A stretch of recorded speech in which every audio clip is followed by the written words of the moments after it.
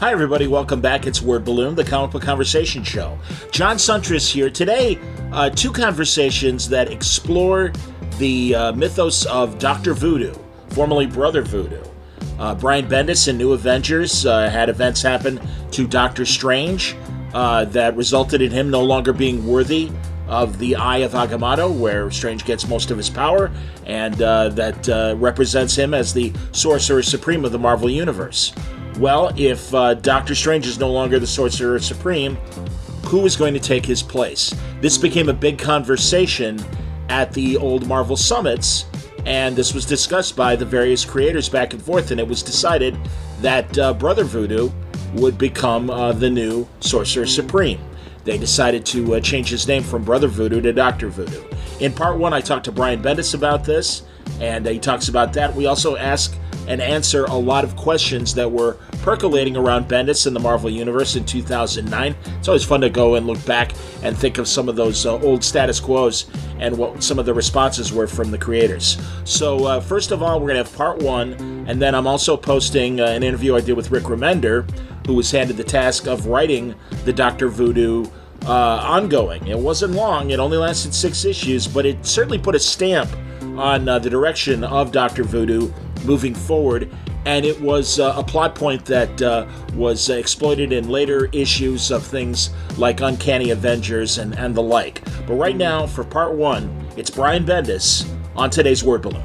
This episode of Word Balloon is brought to you by Pulse College. Pulse College has 3 decades of a proven track record delivering professional industry training courses in audio, music, film, games, and animation.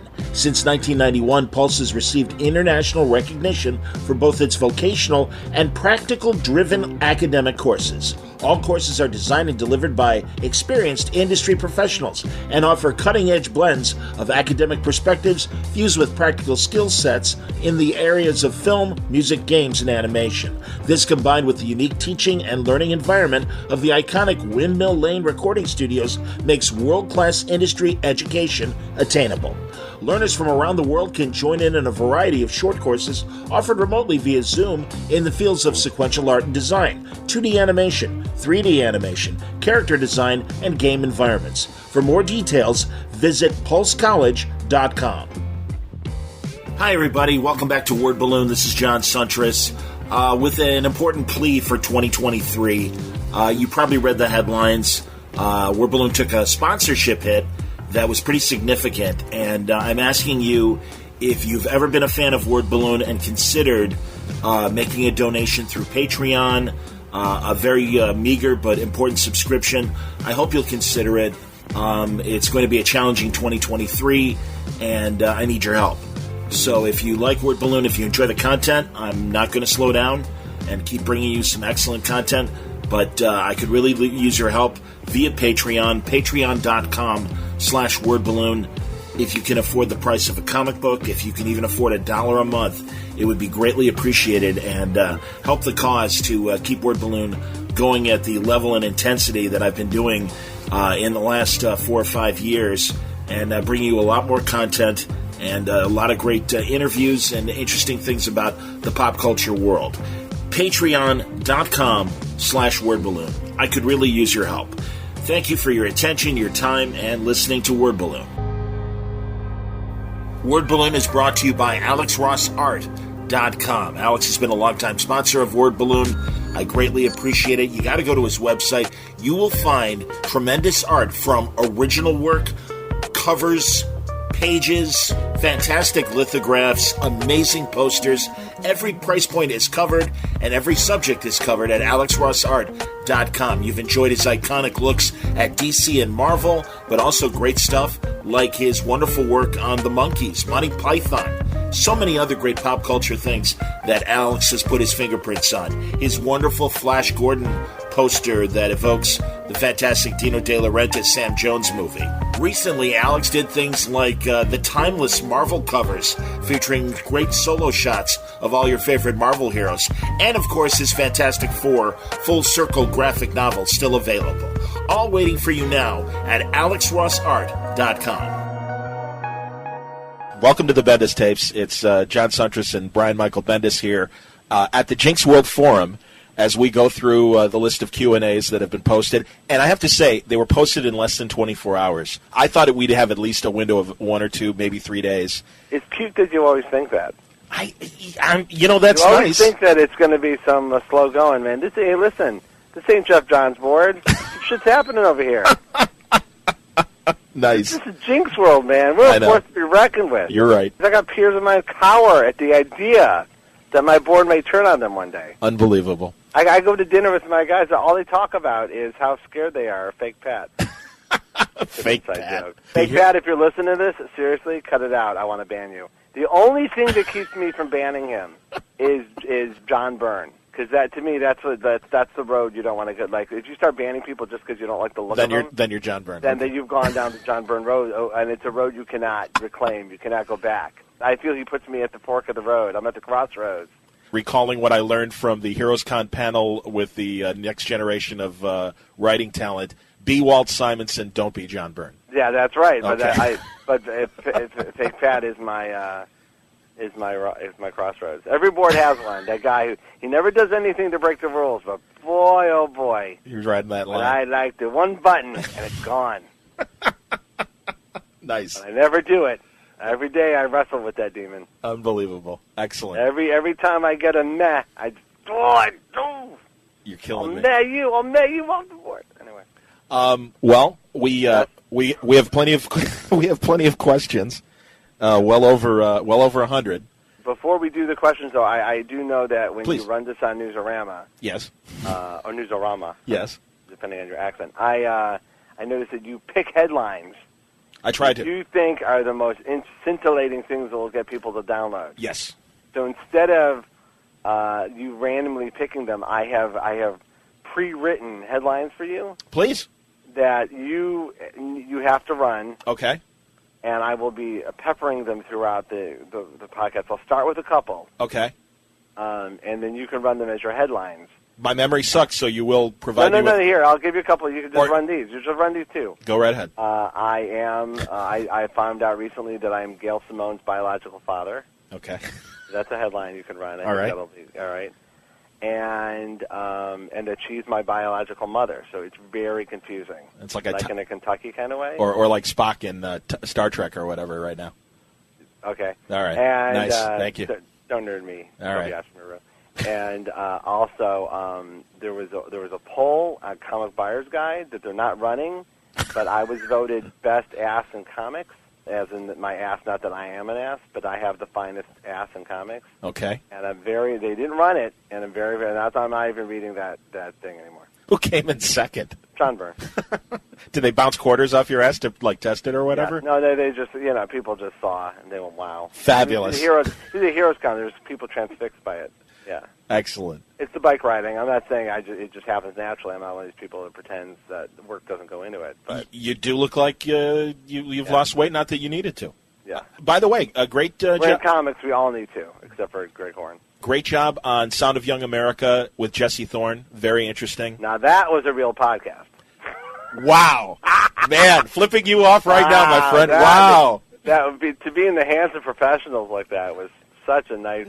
Now, but I do have to put a qualifier on it because I like the way how Jesse has had other comic book people on, but tried to be just enough mainstream to say, yeah, I'm not really sure about these comics. I mean, I forget the exact quote, but I'm like, hey, Jesse, it's pretty clear that you read comics. Get in the dirt with the rest of us, man. I get that weird feeling. I get that a couple times where people, like I was very honored that he invited me because he had people on that I really admire.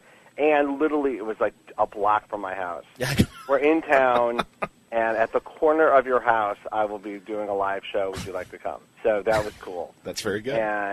But what's funny is that they had me sitting in the green room for 45 minutes. I'm like, I actually could be home checking my email.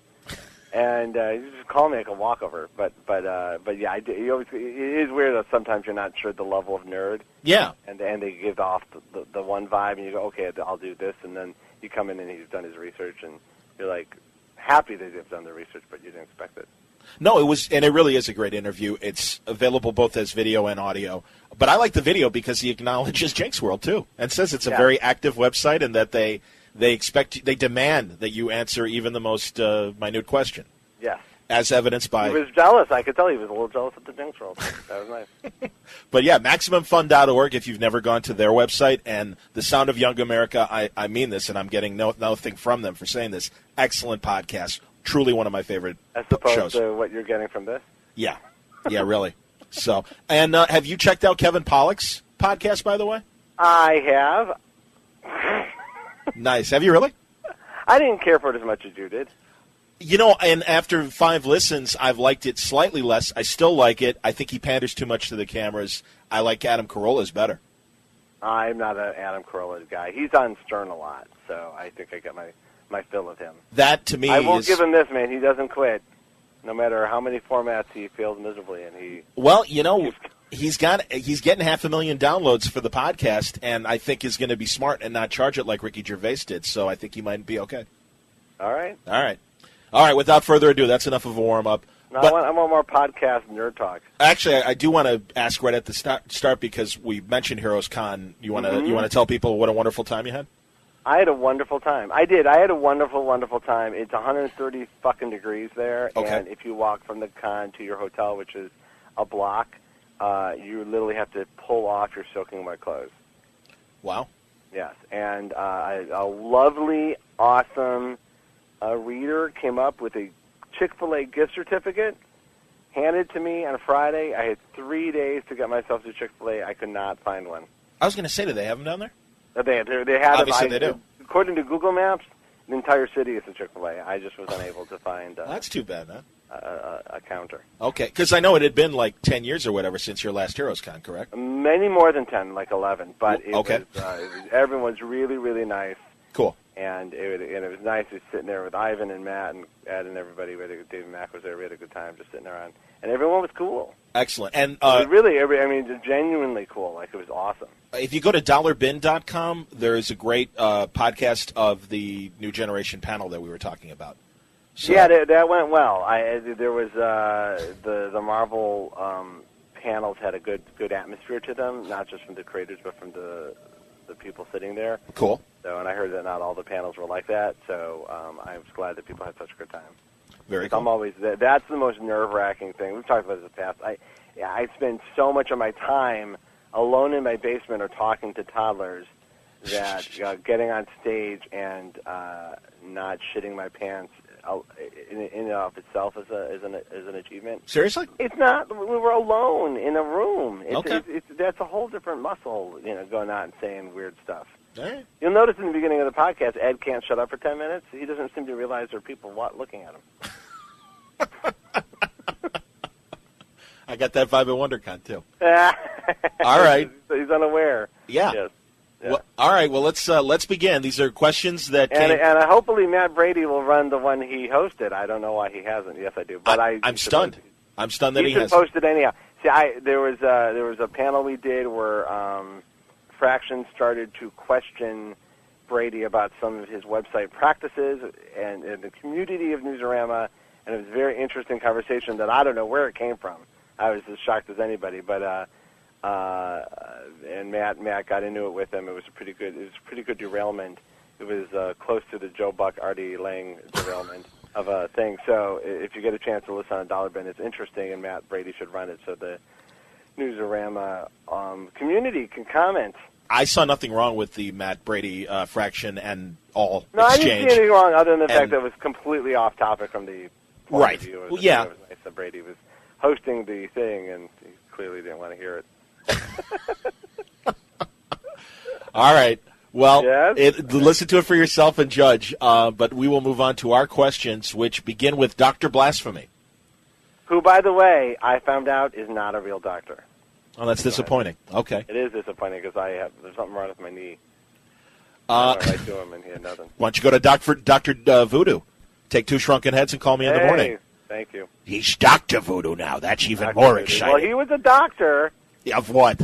I guess psychology. Excuse me, read your handbook. Who are you talking to? I know. That's why I'm asking. Dr. Jerhico Drumm. Dr. Voodoo. Thank you. All right. I still like Brother Voodoo, but all right. That's fun.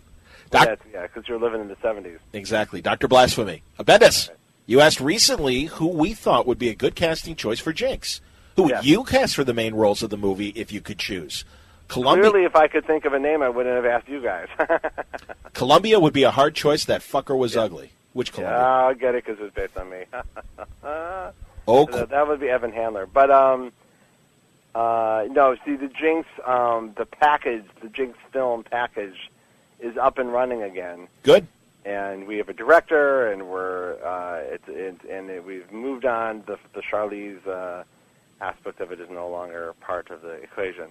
And so I was asked to put together a list of actresses that I thought would be interesting for Jinx. I could come up with nobody who was born in the last 3 decades. So I went to the board. I hate to do that only because I goof on Mark Millar for doing it. Okay. But I really needed to put together like 10 names, and I couldn't think of 2. So the board was extremely helpful. Did you like putting mine? Together? I suggested. What was yours? Was Doris Day? No, Carrie Russell. Carrie Russell's all right. You know what? She did the. I'll tell you what I did. You don't have to patronize me. All right, fine. All right. No. In Mission Impossible 3, that's what I was thinking. She was acting actiony. She did the Christian Bale Batman voice. She did the female version of it. Get on the plane! You know, she was, you know. Well, I thought it was because there were loud gunfire going on, but all right, I'll accept that. I thought she looked cool. No, she did. Yeah, she looked okay but all right. she looked cool. Like Kelsey Grammer kind of looked cool, like as a beast. You know, that's very nice. It wasn't embarrassing. That's all right. about it. That's about it. Where it could have been, but no, like Emily Blunt was a good one. And, okay. Ooh, I like Emily Blunt. Yeah, Emily Blunt that was one that I went, oh, that's a name I like that I would not have thought of. And she's dark like Jinx is too. No, that's very good. That's much more. Yeah, no, I can see that. If you catch her extended cameo in Charlie Wilson's War. Charlie Wilson's War. Holy shit! No shit. Yes, there's somebody that can wear underwear well. Yeah, she can. Goddamn. All right. Anyway. Excellent. Okay, well thank you, board, for helping me do my homework that I should have done on my own. Moving on to Zorn from Berlin. Zorn. News on new creator-owned projects with Malieve, or is that done with you guys doing Spider-Woman? Or are there plans for another creator-owned title in the near future? Well, I'll tell you, I'm not announcing stuff because I hate to announce something until it's done. I am doing, here's the creator-owned situation. In November, we are launching, this is the lock date. November is Power's 10th anniversary, believe it or not. And we are launching Volume 3, number 1, brand new number 1, double-sized number 1, in November, monthly, for at least 2 months. There's quite a few issues in the can. So we'll be monthly. Starting in November, not only are you going to get the double-sized issue, we're going to get the 3rd hardcover, and the encyclopedia. All are being solicited in November through Icon Marvel. And then in December will be the Color, Fortune, and Glory, as promised last year. And that will start a library of cool-looking hardcovers that will match. That will be the library. That will include Jinx and Goldfish and Torso. And they will match, and they will be awesome. And they will be coming out throughout the year. Now, on top of that, Mike Oming and I are working yes. on a brand new creator-owned project. Oh, really? Alex and Malieve are working on a creator-owned project. Cool. And I have 2 more actively being written, hopefully for, depending on the artists, you know, the artists are all working on other projects is a problem, but everyone's committed to putting out creator-owned material this calendar year. Starting in December throughout the year, I will be focusing very much on creator-owned material. Some miniseries, some one-shots, and some stuff that has more length to it. But this is long overdue. I've been working on this stuff, some of it for years, and I'm now to the point where I'm mad at myself for not putting out more stuff over the last couple of years. It was creator-owned, but I was doing the events, and they sure. took up a lot of time. You want to do them right, and I feel I've done them. But now the literally notebooks full of creator-owned stuff and notes and scripts that I've been writing in my free time will be seeing the light of day, and they will be gorgeous and awesome and relatively new, and will span the genres. So with that in mind, does that mean that your Dark Reign involvement, because it sounds like you're like a de facto editor of this list annual series. No, I came up with the idea of it. Tom Okay. is the editor. I pitched the idea, and it stuck to the wall. So Okay. I am the Dark Reign thing is very, very important to me, and we're working very hard on it. It is not what we're trying to do is break that. We've kind of mastered the event format. Here's the prologue, here's the epilogue, here's the series, here's the tie-ins.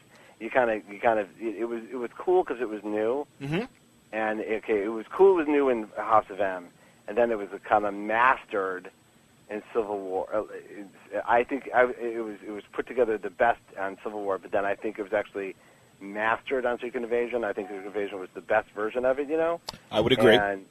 And so, hold on a second. Sure. My internet just came on. Oh, congratulations. Woo! Welcome Comcast, back. it's been out for 2 hours, you sons of bitches. Anyway, Comcast. Not only are they monopoly, they're annoying. So, All right, obviously not a sponsor of the Bendis Tapes. what? Yeah. Yeah. No, Anyway. well, okay, So what's happening with Dark Reign is we're trying to fight the cliche and deliver awesome stories and big talent and we got the whole thing mapped out, and I'm thrilled that it's stuck to the wall so nicely. Like everything we're pitching is going well, and all the products very high quality. So I agree, and believe me, I'm not looking for negative, but I was wondering how long the event would sustain, or the status quo would sustain itself. how long did the Clone Saga go? Because we're going to do like a month longer. Well, that's exactly. Honestly, you know that obviously that's the worst example. So No. There's an end game. Okay. There's a planned end game, and it ends next Thursday, a week from Thursday. All right. Very cool. Zorn also wants to know about the possible return date for Powers. November. How about November? I can't. I'm telling you right now, that is locked. Okay.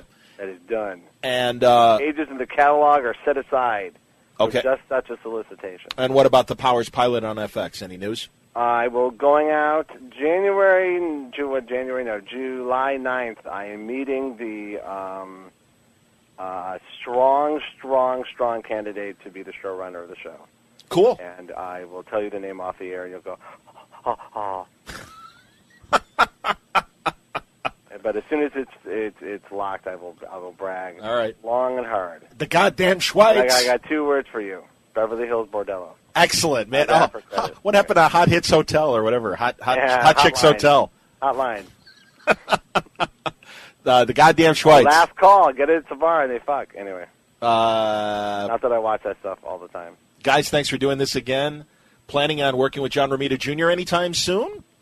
I would love to. He's busy. Man. Yes, he is. He's got projects, and I was very jealous that Rick Remender got him for the list, but I got Marco Djukicevic's.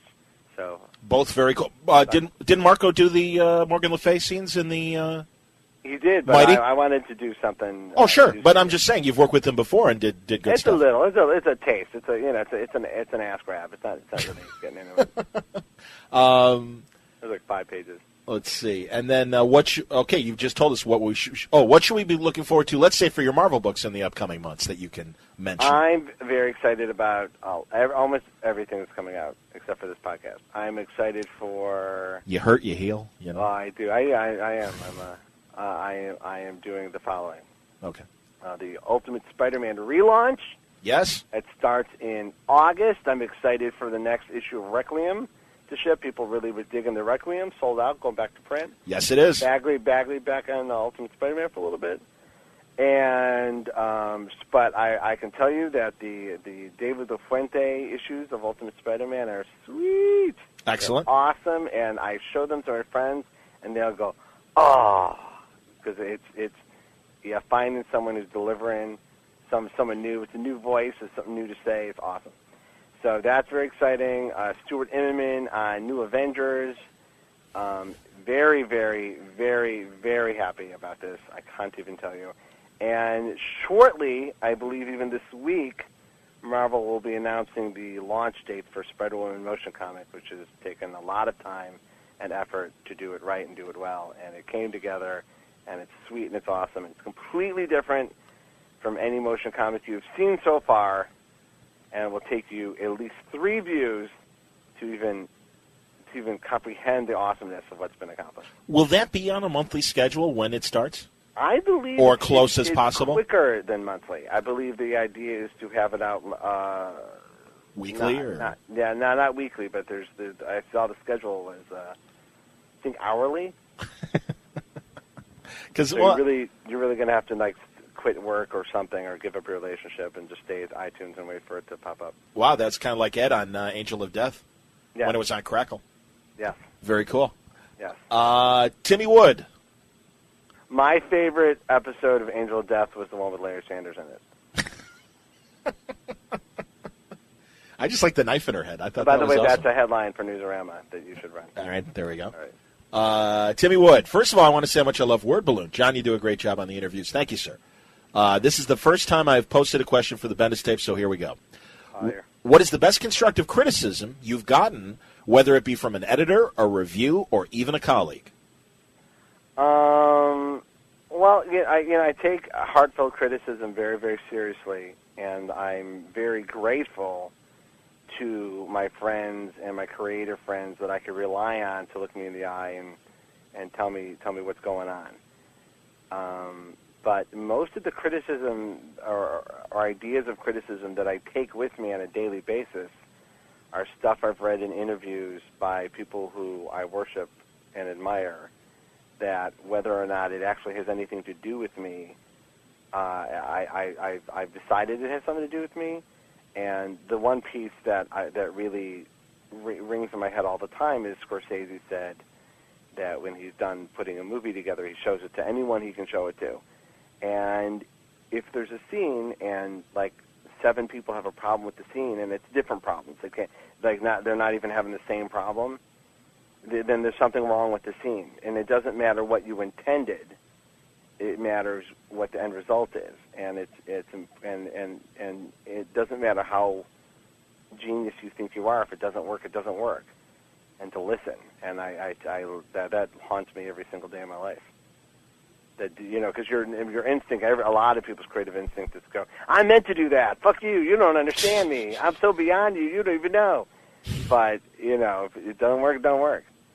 So I'm grateful that the editors at Marvel and Joe Quesada in particular, I know I can rely on them not to just let me do whatever the hell I want, but to say, hey, that works, that doesn't work. And when I get a compliment from them, I know it's extremely heartfelt. And when I get a critique, I know it's equally. So that's how I live. That's how I roll.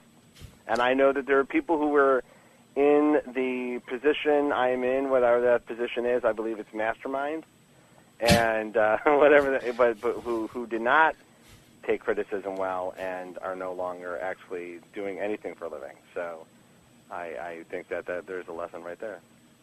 He says thanks for doing this and loves the books, and keep them coming. Timmy Wood. Thank you, and thank you for posting Zorn on my MySpace page every 10 minutes. And yes, he does. Tommy Mellinson. Who wins in the ultimate battle royale between Chick-fil-A and Five Guys? That's not even I saw this question before. I was offended by it. Chick-fil-A is like not even in the same species of awesomeness as Five Guys, which is okay. Five Guys is okay. Chick-fil-A is awesome. Interesting. It's chicken dipped in sugar. What could you possibly There's no downside. want more from life? Dr. Finger. And it's not even, and they don't leave any part of the chicken out. They got the beak, the stick, the feet, everything is churned up into the nugget size. Jesus Christ. Dr. Finger. I believe I saw him recently. He is a doctor, by the way, this guy. Truly? Yeah, no. Roughly how, and you mentioned that Dark Reign is kind of set up, I'm assuming, in the classic 3-act sense. He wants to know how far we are in the overarching story of Dark Reign. Well, no. See, we're talking about fighting the cliche. Most stories have the 3-act structure. We have 17 acts, and we are in Act 2. There'll be 4 intermissions. Okay. Yeah. Okay. So we're halfway there and living on a prayer. Brent. Hi guys, thanks thanks for doing these. Love to listen to them as I work. That's very nice. We should be giving you a full 8 hours of programming, I think, when we're done, to be honest. Mm-hmm. I think we're looking at a long one this time, Pally.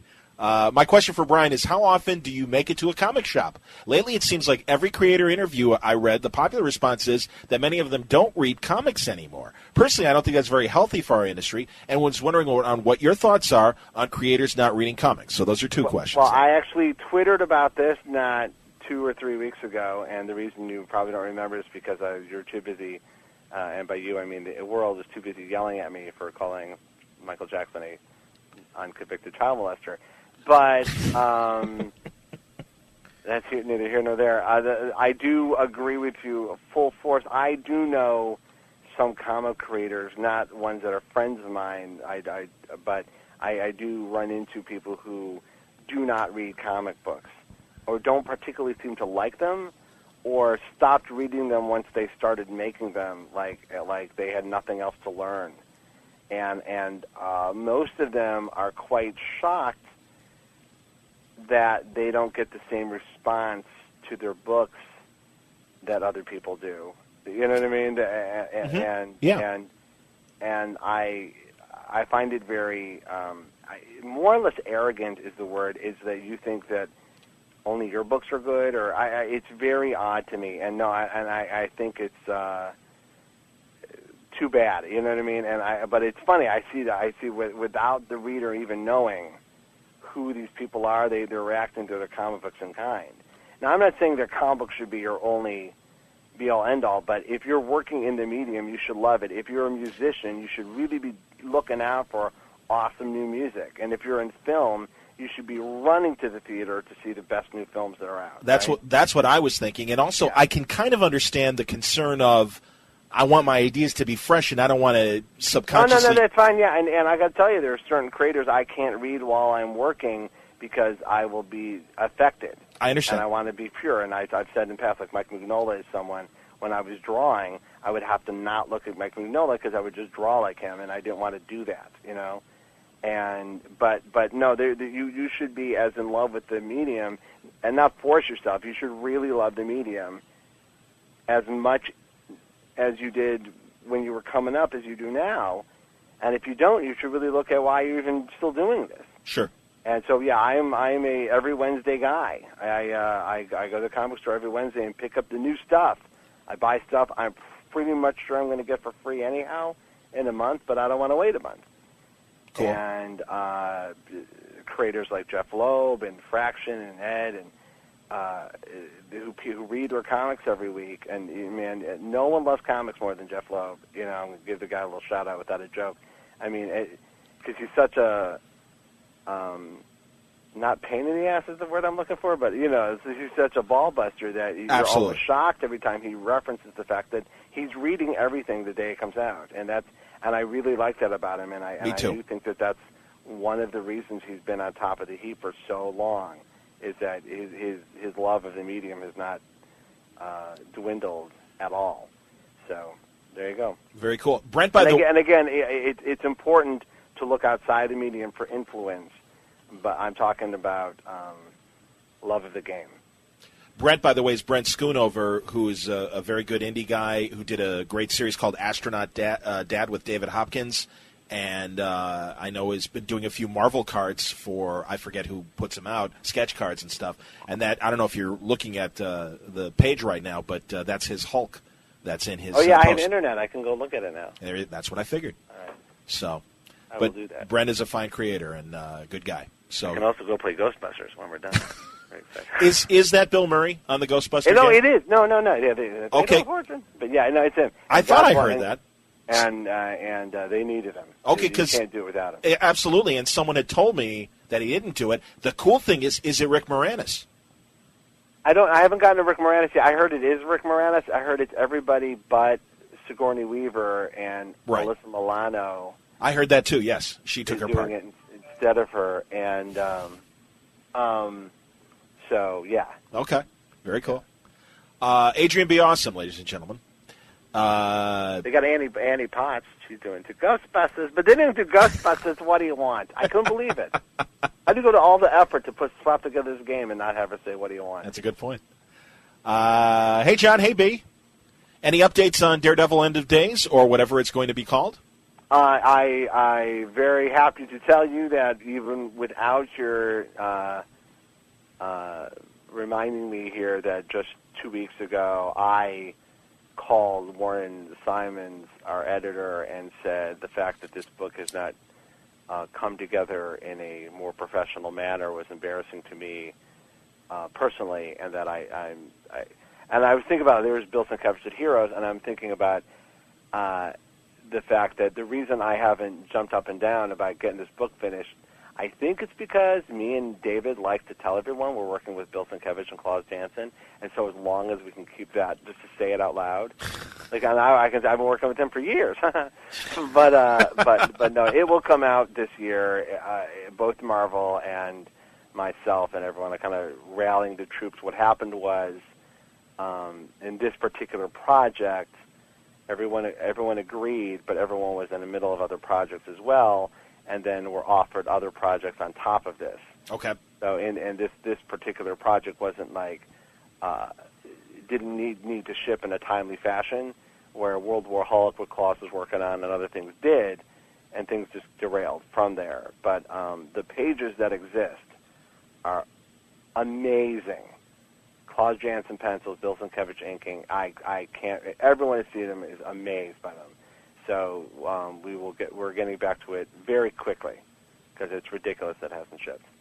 Back to, he had another question, Adrian did. On a more recent edition of the Loeb Report, in fact, the last one, Jeff said more and more we're seeing guys who are just completely conflicted with being heroes. And my take on that is go home. While I don't see you completely disagreeing with that statement, what is your take on the conflicted superheroes, such as Daredevil, who Loeb spoke a bit about in the interview?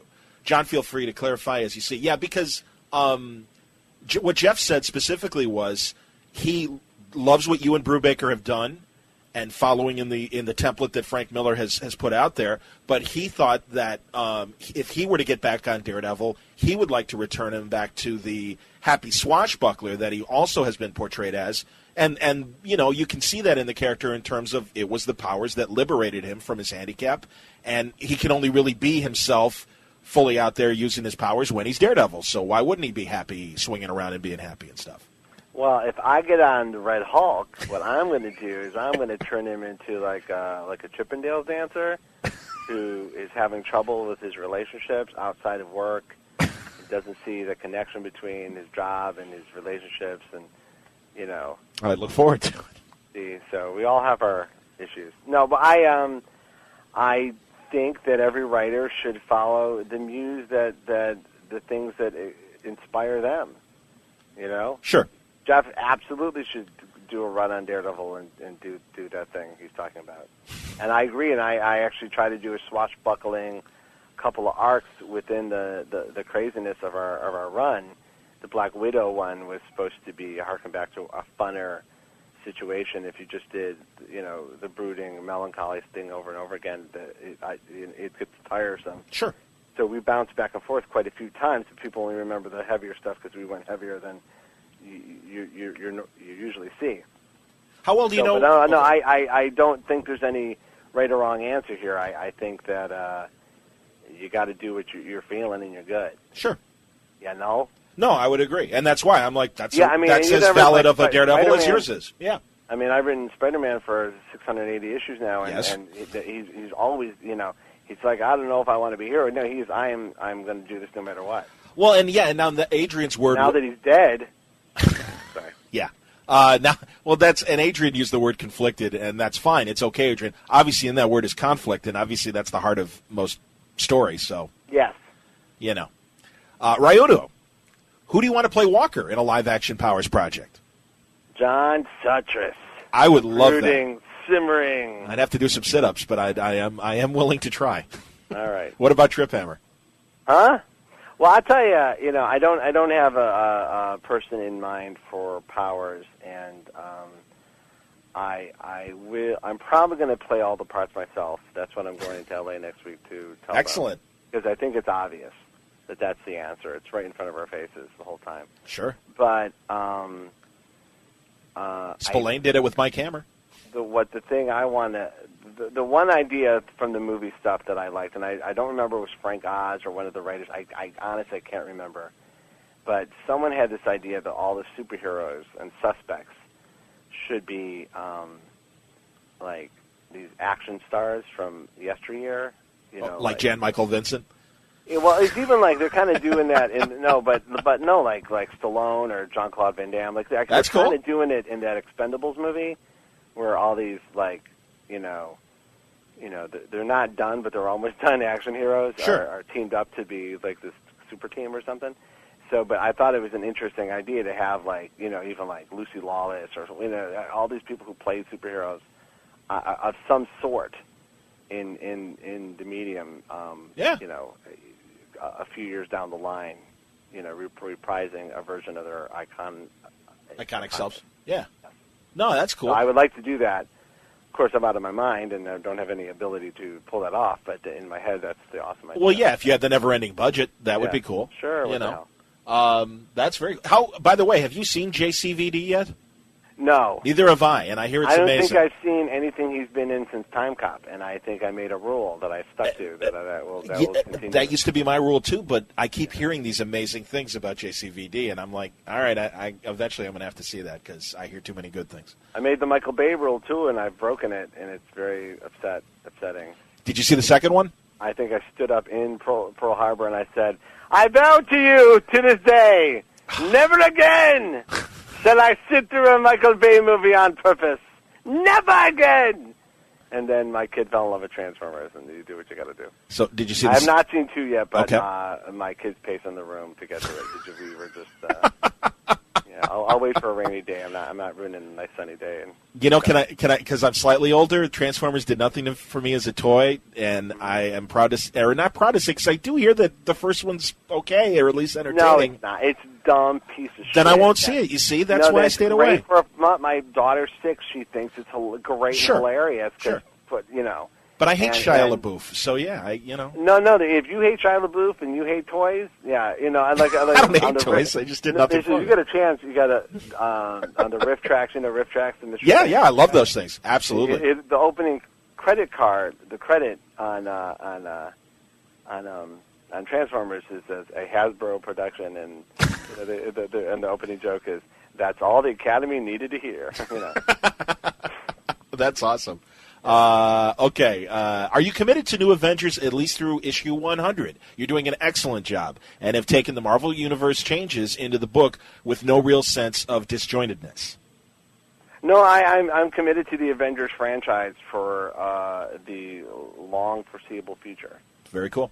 Yeah, I enjoy writing that book as much as anything I'll ever get to do, and I do sometimes look around to see is there anything else I want to do? And I go, no, I get to do it here. Like if I want to do a magic story, I can do it in Avengers. If I want to, you know what I mean? Absolutely. I get a big chunk of the toy box to play with, unencumbered, and we had a retreat a little while ago, and I came in with my Avengers plans going into the new year, and everything was approved wholeheartedly, so I feel very good. Everyone liked the ideas. They weren't just, all right, great, whatever. They were like, oh, that's a really good idea, and I'm like, yay. Very cool. Try some new stuff. Absolutely. I really most of the cast is dying at the end of Dark Reign, so I get a whole new cast of Avengers, mostly made up of the loners and the Runaways. So it'll be a whole new book by next year. Can Deodato make the bedsheet slip a little bit more on Ms. Marvel, please? No. Okay. All right, if you do, you'll see that her vagina looks like Tommy Lee Jones. Ha! Thank you. That's sad. All right, that's. I don't cool. even know what that means. It was creepy though. You were one of the first to start a message board for fans of your work, and now you're active on Facebook and Twitter. I don't think that's true, but I'm going to say okay. Do you think that the Twitter revolution will change the way the industry communicates with fans in the same fashion message boards did? Well, it clearly is going to change how I relate to Michael Jackson fans. See, I'll be honest with you. I twittered about Michael Jackson a couple of times the other day. I saw it, and I didn't think there was anything that anyone have any problem with. And the screaming, yelling, pro and con me was so loud. And what happened is I posted, "What, we're going to pretend he's not a child molester, should be in jail?" And I left the house with my children and my wife, and we were out having a picnic and throwing frisbees and having a good time. And my iPhone kept buzzing. And then well, that's later your on, problem. I look at it and I go, "Oh, Jesus Christ!" And my wife goes, "What?" I go, "I posted this thing about Michael Jackson, and everyone's losing their shit." And good friends of ours we're fighting with people they don't know on Facebook in defense of me or Michael Jackson or whatever. It was a madhouse. Jesus. For like 6 hours, and I think my wife said, "Hey, do you have to share every thought you have?" And I go, "Nah, yeah, I guess I do." You know, that really was just the most annoying weekend, and we're at the end of it, thankfully. But well, almost, because I went swimming with my kids today in the pool. Good for you. Blasting Michael Jackson all fucking day, and I was like, "Oh, good Lord." Hey, man, my radio station was like, I mean, that's 80s is our wheelhouse. So, yeah, we were the home of the Michael Memorial as well, and I had to produce 2 tribute liners, which are the most jive things that you have to, "Hey, Michael's dead, and we're really sorry about that. Back to the music." I mean, essentially, that's what it is. And, yeah, with the sincerity of what you just heard. So, seriously, right. I'm just shaking my head. I'm like, I hate death tributes on all right, here's radio. A song called Jesus Juice. Bye, anyway. But, no, I agree. And also, yeah, I'm glad Iran obviously cleared up and the revolution is over because we had all this time to spend on fucking Michael Jackson. Exactly. Disgusting. Absolutely disgusting. Bullshit. All right.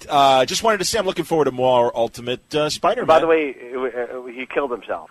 Now we know that. Okay. Anyway. All right. Good update. Thank you. That was Ryuta's last point. He wanted to say that he's looking forward to more Ultimate Comics Spider-Man. From Michael Jackson? Well, it's not going to happen. No. Well, from you.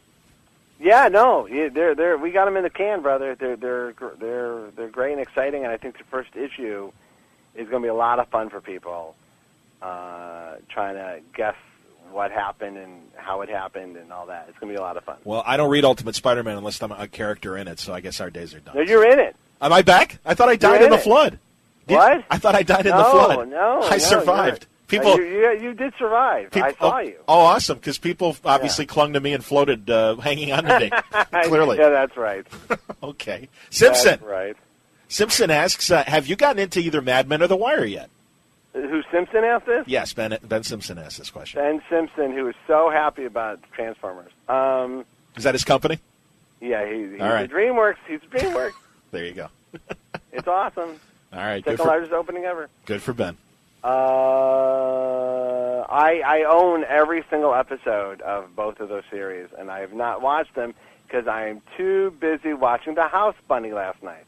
Well, and Wire is obviously brilliant crime. Mad Men is really incredible. I came to a realization that there is. I buy a lot of books this way too. I buy a pile of books that is the person that I want to be, and then there's the pile of books that is the person I actually am. I'm nodding my head. I own both piles, and this is movies too. I bought The Seventh Seal on Blu-ray last week. Oh, very good. But I watched The House Bunny. So it took a lot of years to realize there's the person that I want to be, and then it's all here. I understand. I do not deny that person any of the things that he wants. That's very funny. No, I have a book that I bought that I'm very excited to read about that came out I think recently. 2 books. One is The Day We Found the Universe, which is the true story about Einstein and his peers discovered that we are in a universe. And, very cool. And instead, I was reading Xbox Magazine. Hey, I was reading every word of Overlord 2's review. Thank you for making us aware of the Empire magazine about that Spielberg edited, because I was able to snag it, and it was amazing. Wasn't that great? It was what very a cool. Great magazine. Every page was fantastic. It really was. It really was. Really find it if you can. It's the best magazine I've ever read. Evan the Shaggy. Including some issues of Penthouse Variation, not all of them. I'm purely the Forum Digest guy. I'm sorry, Ben Simpson, you had one more question. I thought I recognized you. That's right. Anyway. Any updates on the new edition of Fortune and Glory? Namely, who's coloring it? That contract is not signed yet, but I do have a colorist picked, and it will be coming out in December. Cool. In a cool new format. And did I hear correctly? It's going to be the size of the Little Nemo in Slumberland oversized edition. No, so it won't. Now, Can you imagine how bad my art would look in that size? Did you say with Venita that is it a third Fortune and Glory that's going to be your Marvel Experiences, or this one that's going to be Marvel Experiences?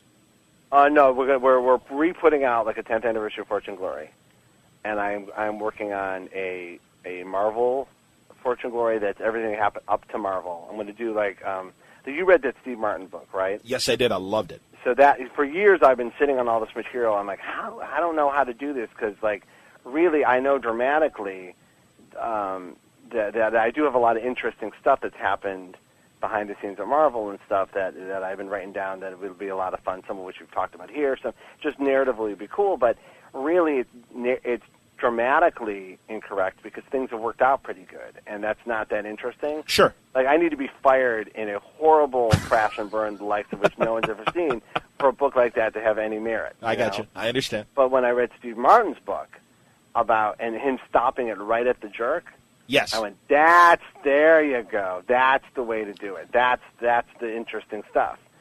So, so that I'm going to do that. Okay. As my comic book version, and that one is in production as well. Very cool. And So, I don't know if it'll come out this year or not, and who's going to draw it, if I'm going to draw it, or I just drew the cover to Mike's Rapture book, and I enjoyed that.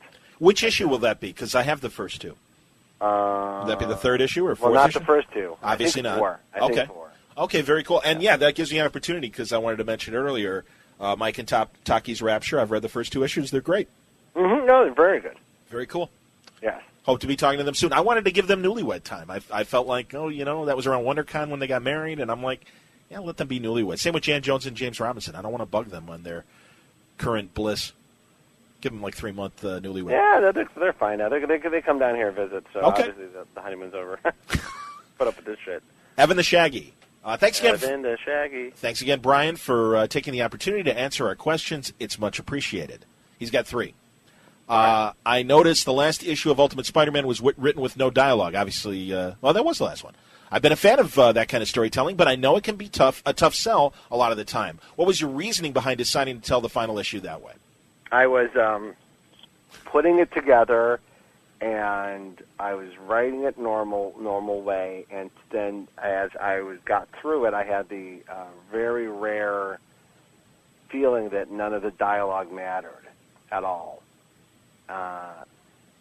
And so I thought I put it down for a couple of days and thought about it, because then I said, maybe I just don't need it.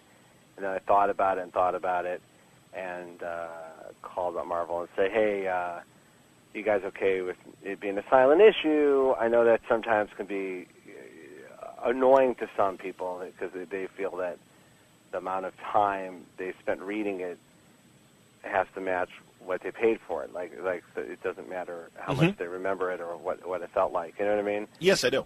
So they came back and said, oh, what we'll do is we can, because they kind of wanted to add pages to that issue, as it were, and we can really, in the back, do some interviews or run some stuff that, that's content heavy. That way there's a lot to read as well. So you get the best of both worlds. And then I asked Stewart if he was interested in that, knowing that he would be. I mean, who wouldn't? Sure.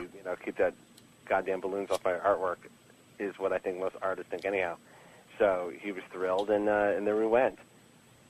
So yeah, I was writing, and I said, the dialogue doesn't matter. Any hints on Believe me, I love my dialogue. Absolutely. Any hints on the man behind the door who's in Osborn's pocket in case any of the Cabal gets out of line? You'll find out in December. Very nice. It's Ooh. John Sutras.